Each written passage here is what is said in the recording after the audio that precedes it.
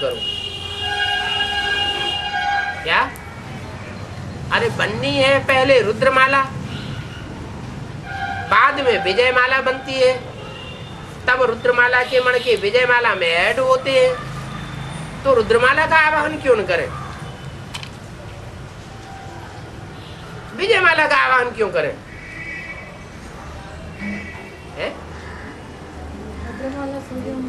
पवित्रता जास्ती है तो है विजयमाला वालों में पवित्रता जास्ती है। सागर के बच्चे, सागर के बच्चे क्या हुए? नहीं, सागर के बच्चे भस्म हो गए। कहते हैं सागर के बच्चे भस्म हो गए। वो कचड़े को भस्म करते करते सूर्य के बच्चे जो हैं, सूर्य कचड़े को भस्म करता है ना, तो कैसे भस्म करता है? ठंडा रह के भस्म करता है या गर्म होकर के भस्म करता है? तो ये सागर के बच्चे हैं जो काम विकार में भस्म हो गए, जल मरे। ये बीज है सृष्टि के।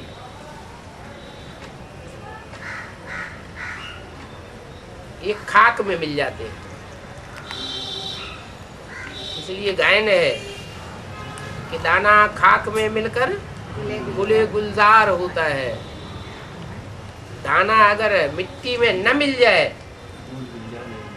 तो फूल पैदा नहीं होते हैं, पेड़ पैदा नहीं बनता होता है, फल नहीं आते हैं। बीज अपने को धरणी में मिक्स कर देता है। और धरणी है कन्याएं माताएं। कन्याएं माताओं में भी दो प्रकार की धरणी है। एक है भारत माता और एक है जगत माता। जगत माता और जगत माता की भुजाएं भी हैं और भारत माता और भारत माता की भुजाएं भी हैं।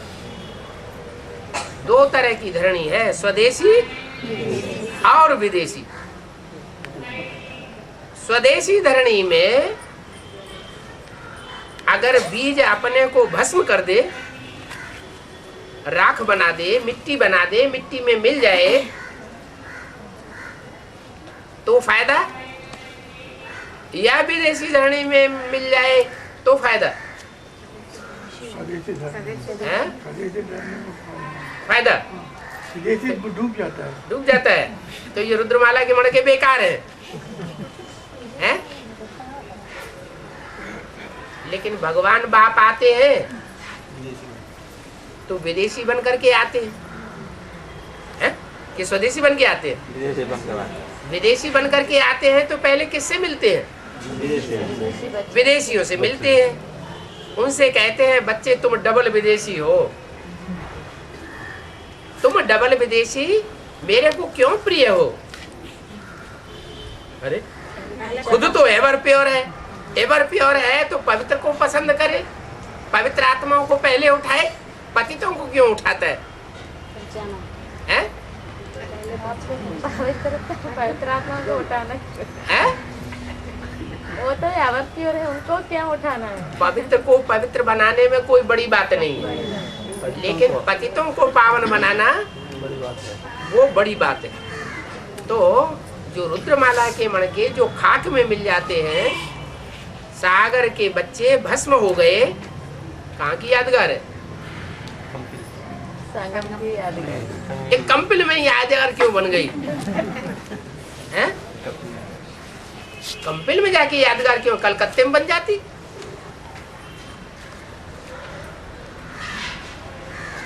कंपिल में यादगार क्यों बनी है?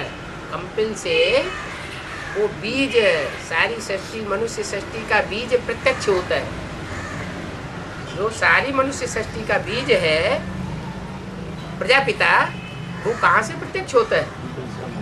कलकत्ते से प्रत्यक्ष नहीं होता, कंपिल से प्रत्यक्ष होता है। तो जहाँ से प्रत्यक्ष होता है वो जो भी पार्ट बजाता है उसमें सुप्रीम सोल पार्ट बजाता है।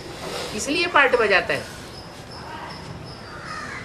सुप्रीम सोल उसमें प्रवेश करता है। तो कारण क्या है जो उसमें प्रवेश करके पार्ट बजाता है? मनुष्य सृष्टि करती है। नहीं, पतितों को पावन बनाने के लिए वो पार्ट बजाता है। ऐसे तो ब्रह्मा में भी प्रवेश किया, लेकिन ब्रह्मा के द्वारा सिर्फ गीता माता बनकर के सामने आया, ज्ञान आया हमारे सामने, लेकिन ज्ञान से पतित पावन नहीं बनता कोई। क्या? जितने भी जानवरियत के अवतार हैं वो सब जल में रहने वाले,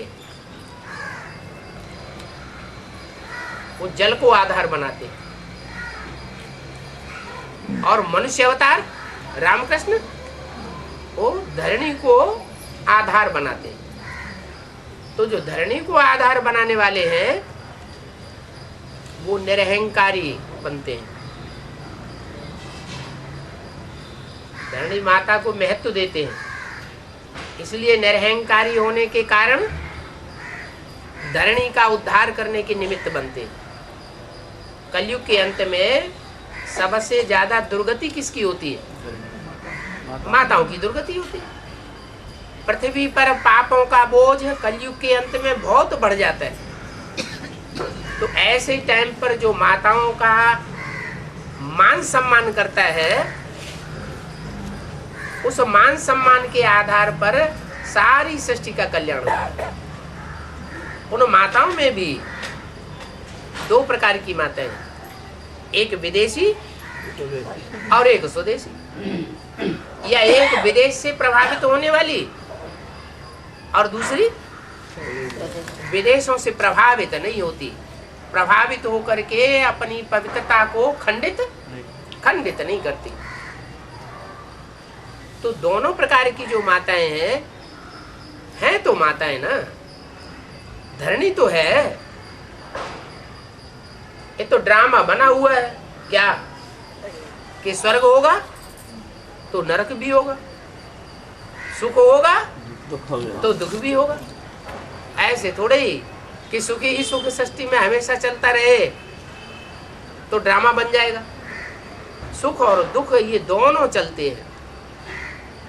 तो दुखदाई सृष्टि तब बनती है जब व्यभिचार बढ़ता है, और सुखदाई सृष्टि तब बनती है जब अव्यभिचार बनता है।